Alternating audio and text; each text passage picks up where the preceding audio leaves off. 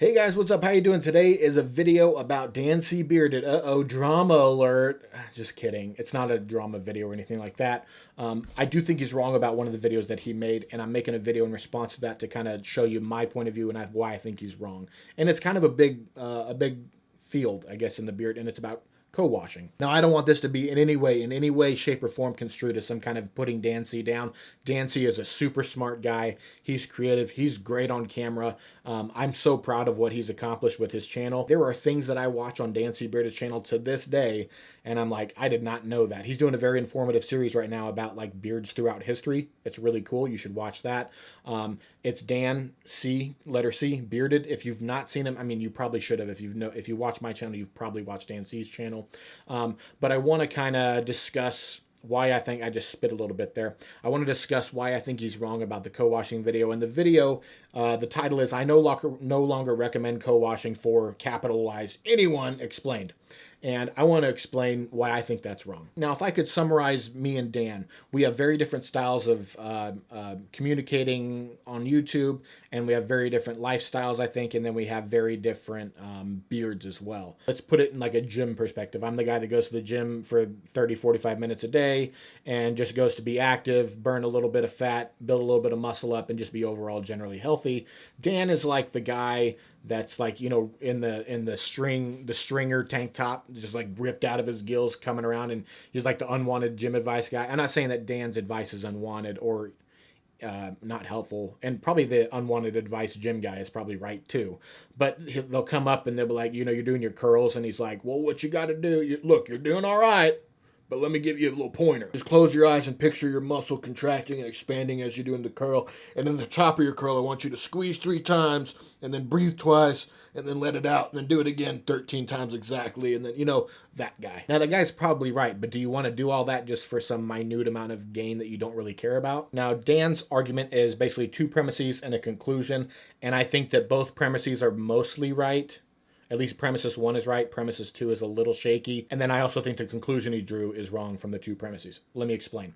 Premises 1, he says, and I've watched this video a few times to kind of get a clear idea of what he's saying here. Premises 1 is that beard wash and beard conditioner are 2 very different things.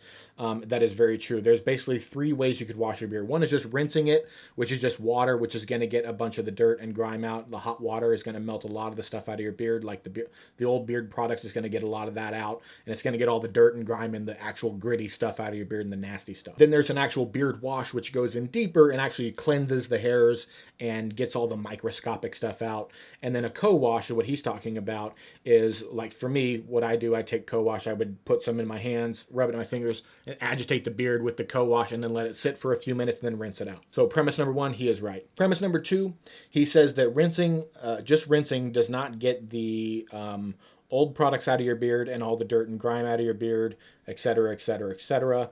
And that by co-washing, when you just use hot water and then you co-wash, you're then sealing all the bad stuff in there. Now, premises 2 is partly correct.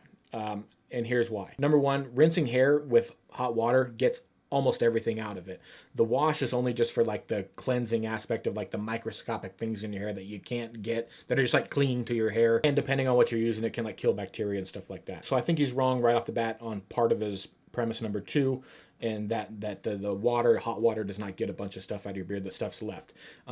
He is right about that it leaves beard products and residue behind, like wax and butters and stuff like that in your beard. It doesn't get all of it out. But I don't see how that's a problem, because what's the problem with that being in your beard? Why would you put it in your beard in the first place? So if there's some beard butter residue left in your beard and then you co-wash and it seals it in there, is that really a problem? I don't think so. Another point, sorry, like a side point, was that the beard conditioner clogs your pores.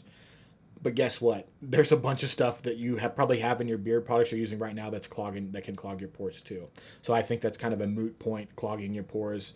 There's a ton of beard products that will clog your pores. If you just Google comedogenic scale, COMEDOGENIC, comedogenic scale, it shows you the types of beauty products that you might use that will most likely clog your pores. And you might be surprised at some of the ingredients in there, looking at some of your beard oils and beard products and beard washes and conditioners. It's all, there's a ton of stuff that can clog your beard or clog your pores. So those are his two premises, and then why I think the second one is wrong. And then the conclusion is that beard wash or co-washing is not good for anybody. So I don't think this conclusion is correct. And then Dan's solution is that you would use a beard wash to strip everything off your hair, and then you would use the beard conditioner to then seal the hair in. There's a few problems with that. And the main problem is it's basically a slippery slope. If you are concerned about some minute amount of stuff left over, like beard product residue or just like a few specks of dust or some random thing in your hair, and it's getting sealed in by the conditioner, why wouldn't you be concerned about the hard water that's coming out of your shower? Unless you have some advanced filtration system, which most people do not, then all that water is on your beard, and then you're using the conditioner, and that's just going to seal all that stuff in. I don't think that's good. You could have the shampoo that you used on your hair, residue from that down in your like sideburns and beard when you rinse it out. And hair shampoo is not the best for beards either. And so, you seal all that in with your beard conditioner. And also, not to mention the fact that this is all just pertaining to just a shower routine.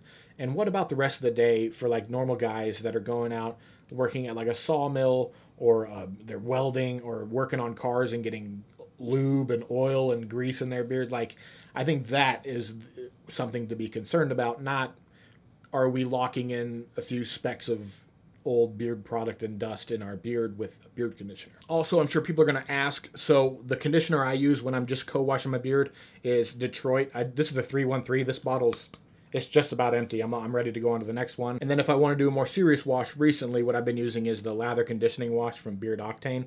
This stuff is a game changer. So you get the conditioning properties, but it lathers up. So when you clean it, when you're agitating the product through your beard and like getting all the stuff out, and with the hot water and everything, it's lathering up like a soap and cleaning really well. And you can feel it cleaning because it's stripping a lot of those oils away. Not a bunch, but it's stripping some of them away. You can feel that kind of gross, it's like almost there, that gross feeling that you get when you use a beard wash. But when you get out of the shower, it doesn't feel gross. And I've never had a product do something like this. I'll link both of these products down below. I don't want to sit here and make this a product spot.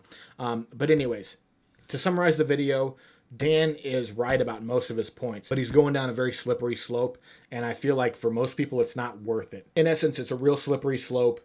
Should you be that concerned about beard conditioner? No, you should be much more concerned about lighting your beard on fire. You should be worried about all the crap that's getting in your beard throughout the day, just from the pollution in the air, and then, power steering fluid, if you're a mechanic, whatever it may be that's getting in there is incredibly more harmful for your beard. Any kind of chemical stuff, if you're cleaning houses, getting like Lysol and stuff in there, whatever it may be, that's way worse for your beard than your conditioner locking in some random things in your beard. Again, this is not to put Dan C down. I think Dan C's channel is great. I enjoy watching his content. You should check it out too. And if you do go over there, please don't think that you should leave a mean comment for him or anything like that. This is not a video like that. In fact, you should go leave a thumbs up for him or something like that, for all the effort that he goes to create content for people that is very, very, very educational. He puts a lot of work into that, and I think sometimes it goes underappreciated, the amount of work he puts in to create content like that. So again, thanks you guys for watching. Go give Dan C Bearded some love. Give him some likes and some nice comments. That's the end of the video, guys. Have a great day. Thanks for watching. Stay bearded. Bye.